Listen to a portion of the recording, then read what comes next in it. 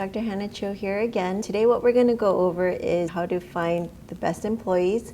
So it's going to be 4 parts to this episode. Number 1 is your starting point. Number 2 is where do you find your ideal candidates? Number 3 is how you do this.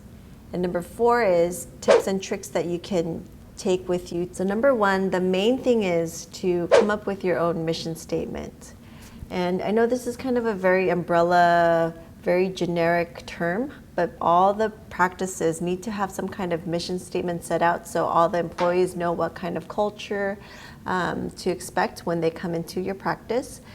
So basically, our mission statement for the FLOE practices is that we want to deliver the best patient experience with the best technology available at the best value. It hits on 3 very important topics that are necessary for a successful business. So number 1 is convenience, number 2 is quality, and number 3 is affordability. If you can create something that encompasses all 3 of those aspects, then I would say that you're on the right path. After you set up your mission statement, the next thing is to set up and define your job description. So what are you looking for? For staff, which is what we're going to be covering today, let's say that we're looking for an optician. You want to write down what you're looking for, what their job entails. For example, opticians, obviously they need to know how to check in jobs, follow up with all the patients to let them know that their orders are ready, inventory management. They have to have a great personality. They need to be very well versed in the product that they're presenting and be very comfortable being in a sales setting. Also be able to work within a group setting so that there isn't any competition.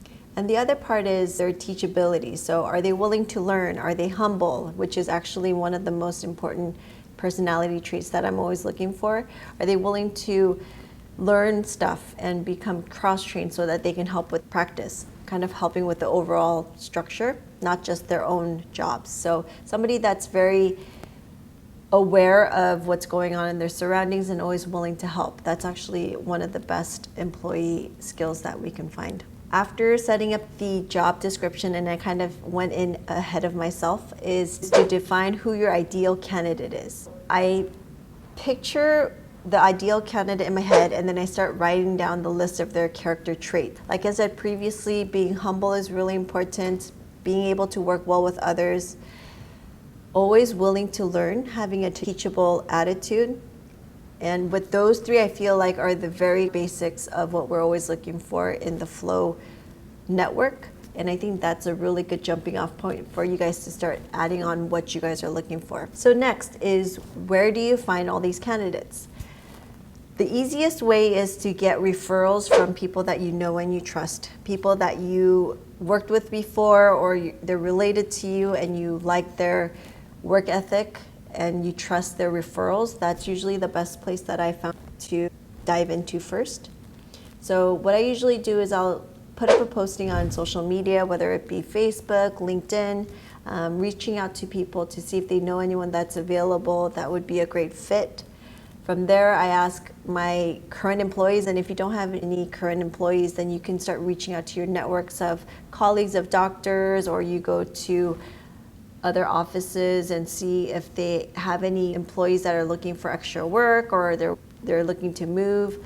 I think sales reps are another great option because they're going in and out of all these offices and they know what's going on in each office, so they can always provide you with any potential leads. There are also some job posting websites that are specifically for optical or optometry. Some of the optometry sites are specifically for optometrists, so those won't be as helpful, but there are some ones that are for optical. So I don't know exactly the ones off the top of my head, but I do know some of the more generic ones. So there's like Indeed, Glassdoor. I don't know if Monster is around still, but those kind of websites, they kind of help. There also are some school websites. So I graduated from SCCO. I know that they have a job. Sometimes they do include optician job post listings, so you can look there. What we're trying to develop at FLOE actually is also an internal job posting website. And what I mean by internal is making it more specific to what we've been trying to find. We're trying to screen for at the beginning, so we're always prospecting people. If you guys want to take a look, it's in the very beginning stages, so bear with us. We definitely are trying to ramp up. Obviously, we don't have that huge network yet, but if you guys are interested, you guys can hop on over there. It's myworkflow.com. Basically, I think the best way is through referrals. So if you can tap into that, that would be great. And make sure that you're always prospecting. Try not to be the optometrist that's looking for the employee last minute. Let's say you just got a 2-week notice and then that's when you start looking, because that's going to take a long time to find the right candidate. And so there's going to be a pretty big gap between when you have your current employee leaving and then the new employee coming in, and that can be a loss for sales. So just constantly be prospecting. So for the how, what I usually like to do is to pre-screen all my candidates. Usually I'll do a written interview first, so I'll do like a quick email. Number one, it lets me check out professionalism is, what level it's at. Are they able to communicate to patients in written skills well and convey what they want to say in a very professional manner, basically. And then if they pass that, what I do next is I do a phone interview. So I'll check to see how their phone etiquette is. Are they able to convey professionalism through their tone of voice, through their choice of words? And do I feel comfortable talking to them? Are they very inviting, very personable over the phone? Because a lot of the times there's going to be communication via phone. So you want to make sure they're able to be able to pick up phone calls, schedule appointments, follow through. Just make sure that all the patients are handheld from the pickup of the phone call to the end of the phone call. And then obviously the last part is in-person interview. That's when you're really going to be able to let them talk, get to know them very well, try to glean from them what their goals are, because that's the main thing, because you want to make sure their goals and your goals are aligned so that you guys are working together towards a common goal. Then it makes work a little bit more fun, not just the day-to-day, paycheck to paycheck kind of mentality. It's kind of like a growth mentality together. The other thing you would definitely want to check out before you even consider doing a phone interview is to check their salary expectations. So usually what I'll do is I'll ask the potential candidates to write in what they're expecting or what they want in terms of salary. And it's kind of a tricky thing, because I understand on the candidate side, they don't want to over ask, because they don't want to be brushed off in the beginning if their ask is too high, right? So when I'm looking at an asking range, the very bottom of the pay range, I kind of actually put them on the second round, because when they're asking for too little, it kind of makes me feel like, is it because they don't feel like they bring enough value? Automatically puts it in a, I don't know how to explain it, but basically if you valued your skill sets and you knew that you can generate income, then you wouldn't put such a low value on your skills, right? I try to go more in the middle of the range. The ones that are really high range, sometimes I'll actually take a look at, because if they put their ask at a very high range, sometimes it's because they can generate a lot of income and they're used to that. So I'll look at it, but typically I try to go more for the middle of the road and then try to train them and then grow them. If you start too high, it's kind of hard to continually grow, give them raises. This is just more comfortable for me.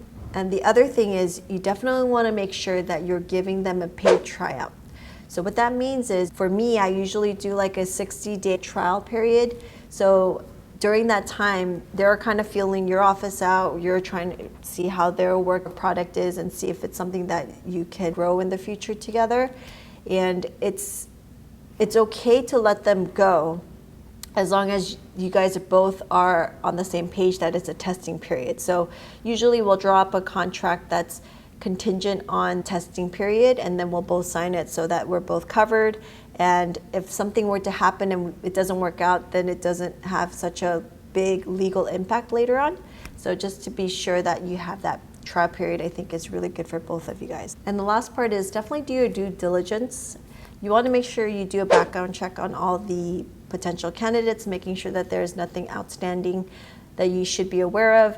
Number two, you want to do drug testing just in case. And also you want to really go through the references that they put in. A lot of times people put down references and they only put down the ones that they feel like will speak highly of them. But what I found is the doctor community is actually very small, and they're very open and willing to help the fellow doctor out. So if you call the doctor and you have a serious conversation about the potential candidate, more likely than not, they will tell you a little more in-depth review of the candidate. So it's actually very helpful, and I think that's something that we need to all as doctors pay it forward. So the last section, tips. So number one, you want to make sure you offer great incentive. You don't want to get an employee that's comfortable getting a paycheck because they're not going to really go up and beyond what they're able to do or go out of their comfort zone to bring in extra revenue, because if they're comfortable, then there's nothing really to incentivize them. So you want to make sure you put in a very well-structured bonus.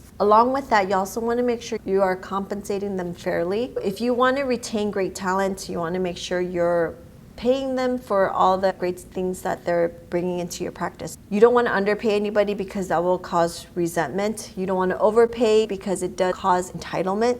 You want to make sure you pay them that baseline salary, and then you start putting in the bonuses to make it more fun for both of you guys, and you guys can again grow together.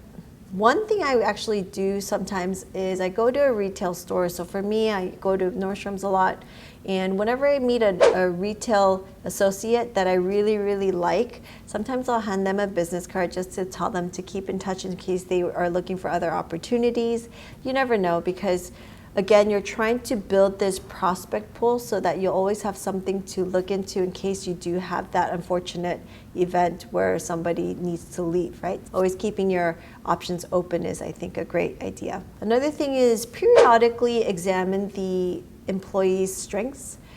Because everybody is different and everyone has their own skill sets, you want to always be encouraging their growth and really validating that what they're doing is great. And so if they're really good at something like, for example, sales of computer glasses, you want to make sure that they know that, and you have them train the other employees on what they're doing that's so great and making it so everybody else can be doing the same thing. Make sure that you're always hiring personality over skill. That is probably, if you don't take anything else from this video, that is probably the most important thing. Personality is not something you can train, and it's not something that you can really change over time. So if you're getting a gut instinct that, everything else on paper is great, but when you're meeting them, you don't have that, oh, I really love talking to them, I wouldn't mind spending another hour with them, then reconsider hiring them, because personality is definitely not something that you can change. Listen very carefully to what they have to say during the interview. This is a mistake that I make. Sometimes I get so excited explaining and sharing with them what we're doing in our practice. I don't let the candidates talk, but I've been trying to be more mindful about letting them talk so that I can get to know them better, because at the end of the day, that's what the interview is for, is to make sure that we're a good fit. And so when you let somebody talk, you actually learn so much more about them, about what their beliefs are, what their work ethic is like, what's important to them, what's their end goal. So I think if you just let them talk, that's another great tip. Make sure you're always investing in your employees. There's always a lot of continuing education available for all your employees. So send them out to those events, because they do learn a lot and they apply it, and it is a great investment. Not only that, it also lets them meet other people in the industry, bounce some ideas off of each other, create a larger network where they can grow. And also it makes the employees feel very valuable. So they know that you're spending extra capital on them to grow themselves. And I think some people think, oh, if I invest in them, they're just going to get better and they're going to leave me. But usually when you create a culture in your office that's great for them, when you're compensating them fairly or better than fair, and you're providing a very positive environment, your employees are not going to leave. I think that's on the doctors to make sure that they're constantly doing that too. You should definitely always get a second opinion. So when I interview somebody, I always have the manager or the fellow optician or whoever they're going to be working with also interview them. And the main reason is because sometimes I can be very focused, and if I'm desperate and looking for an employee, I can kind of weed out the red flags that are flying everywhere. When I have somebody with a second set of eyes, then they're able to see things that sometimes I might not be able to see with my blinders on. It's always good to get second, maybe third opinion. And the last thing is make sure you find somebody that has passion and enthusiasm. Passion is definitely not something that you can teach. Passion deserves its own category.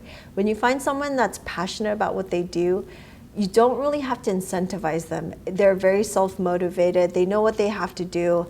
And when they're talking to patients, they can actually transfer a lot of their passion and enthusiasm into them, so then that patient gets really excited about the practice and they go out and they start referring patients to that practice. So if you can find someone that's super enthusiastic in what they do and they love what they do, hold on to them and don't let them go. So that's all I have for this segment. I'm actually going to be heading out soon to look at some potential locations. So I'm going to take you guys with me, but it will be my next episode. So you'll be meeting with my commercial broker and look at some of the places that we're considering. Hope that was helpful. If you guys like this, continue checking in with our website to see when our next episode is. I'm gonna try to bring it out maybe once a week, and it'd be really great if you guys can share this link to somebody who would find it very helpful, because the end goal is to help as many optometrists as possible and to help private practice. Thank you guys.